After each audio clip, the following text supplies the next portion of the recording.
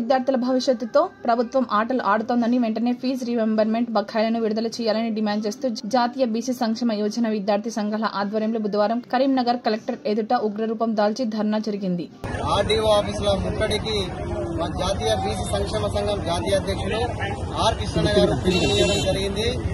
దీని ముఖ్య ఉద్దేశం ఏంటంటే కాంగ్రెస్ ప్రభుత్వం వచ్చి 18 నుంచి 20 నెలలు గడుస్తా ఉంది. గత 3 ఏళ్లుగా రాష్ట్ర వ్యాప్తంగా ఉన్నటువంటి ఫీజు బకాయిలు 8,000 కోట్ల పైకి ఉన్నాయి. కాంగ్రెస్ గవర్నమెంట్ వచ్చిన తర్వాత రిలీజ్ చేస్తారు కావచ్చు అని చెప్పి కాలేజీ యాజమాన్యాలు ఆశతో ఎదురు చూస్తే వాళ్ళకి సంవత్సరం గడిచినా కూడా వాళ్ళ నుంచి ఎలాంటి స్పందన రాకపోయేసరికి కాలేజీలన్నీ కూడా బంద్ నిర్వహించి అన్ని కాలేజీలు బంద్ రాష్ట్ర వ్యాప్తంగా బంద్ నిర్వహిస్తే గౌరవ ఉప ముఖ్యమంత్రి గారు చొరవ తీసుకొని మీకు 1 టైం సెటిల్మెంట్ చేస్తాం. ఇది 1 టైంలోనే మీ కాలేజీలో బకాయిలు ఉన్నటువంటి ఫీజు రింబర్స్మెంట్ స్కాలర్షిప్ బకాయిలను మేము ఒకటేసారి ఒకే దఫాలో రిలీజ్ చేస్తామని చెప్పడం హామీ ఇవ్వడం జరిగింది.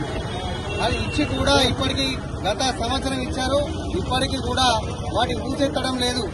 రాష్ట్ర వ్యాప్తంగా 8,000 కోట్లు ఉన్నాయి. ఈ జిల్లా వ్యాప్తంగా 105 కోట్ల పైచీలకు ఫీజు రియంబర్స్మెంట్ స్కాలర్షిప్ బకాయిలు పెండింగ్ లో ఉన్నాయి.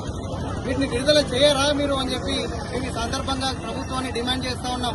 కాంట్రాక్టర్లు ఇస్తున్నారు తప్ప 1,000 కోట్ల కాంట్రాక్టులు ఇస్తున్నారు. పేద పిల్లలు చదువుకుంటే పేద పిల్లలకు స్కాలర్షిప్లు ఫీజు రింబర్స్మెంట్ ఇయ్యరా? మరి మీరు విద్యను నిర్వీర్యం చేసే ఆలోచనలో ఈ ప్రభుత్వం ఉందా అని చెప్పి ఈ ప్రభుత్వాన్ని ప్రశ్నిస్తా ఉన్నా. పేద విద్యార్థులు చదువుకుంటే ఆ చదువుకున్న కాలేజీ యాజమాన్యాలకు స్కాలర్షిప్ రియంబర్స్మెంట్ రాకపోయేసరికి వాళ్ళు బోధనేతర సిబ్బందికి వేతనాలు ఇచ్చే పరిస్థితి కూడా ఈ రాష్ట్రంలో ఏర్పడిందంటే ఈ పాలకుల ప్రభుత్వాలు కాదా? గత ప్రభుత్వం అలానే చేసింది, ఇప్పుడున్న ప్రభుత్వం కూడా ఇదే ధోరణిని అవలంబిస్తా ఉంది. ఖబర్దార్ అని చెప్తా ఉన్నాం. మా ఆర్ కృష్ణన్న గారి నాయకత్వంలో రాష్ట్ర వ్యాప్తంగా మీరు గనక స్కాలర్షిప్ ఫీజు రియంబర్స్మెంట్ బకాయిలు విడుదల చేయకపోతే మేము వేలాది మంది విద్యార్థులతోని మంత్రుల కార్యాలయాలను, కలెక్టరేట్ కార్యాలయాలను, ఎమ్మెల్యేల కార్యాలయాలను ముట్టడిస్తామని చెప్పేసి మేము ఈ సందర్భంగా మా అన్న ఆదిమల్లేశం అన్న, విద్యార్థి సంఘం అనిలు, చిగుర్ల సీనన్న మేమందరం కూడా ఈ ధర్నాలో ఇవాళ ఇక్కడ పాల్గొనడం జరిగింది. భవిష్యత్తులో కూడా ఇప్పటికి కూడా ప్రభుత్వం వెంటనే స్పందించాలి. విద్యార్థులు చాలా అవస్థలు పడుతున్నారు, ఇబ్బందులు పడుతున్నారు.